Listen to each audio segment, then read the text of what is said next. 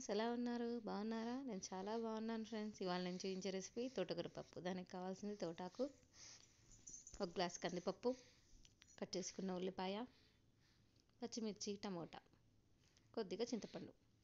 కందిపప్పును ముందే కడిగి నానబెట్టుకోవాలి. అదే కుక్కర్లో తోటకూర వేసుకోవాలి. ఒకవేళ ఆకు పెద్దగా ఉంటే కట్ చేసుకోండి. ఇప్పుడు నేను కట్ చేయట్లేదు. కట్ చేసుకున్న ఉల్లిపాయ, పచ్చిమిర్చి కూడా వేసుకోవాలి. ఒకవేళ పచ్చిమిర్చి లేకుంటే ఎండుకారం అయినా వేసుకోవచ్చు. టమోటాలు, చింతపండు, పసుపు, వాటర్ అవసరమైతే యాడ్ చేసుకోండి. ఇప్పుడే కుక్కర్ మూత పెట్టి 3 విజిల్స్ రానిచ్చుకుంటే పప్పు ఉడుకుతుంది. ఉడికిన పప్పులో ఉప్పు వేసి ఎనిపి తాలింపు పెడుతున్నాను. పొయ్యి మీద కడాయిని పెట్టి ఆయిల్ వేసి శనగబాయలు, మినపబాయలు, ఆవాలు, జీలకర్ర వేసి వేయించుకోవాలి.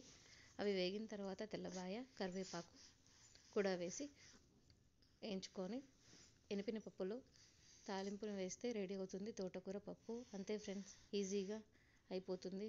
ఒకసారి ట్రై చేయండి. మీకు ఎలా వచ్చిందో కూడా కమెంట్ చేయండి. Like, share, subscribe my channel. Thank you for watching my video.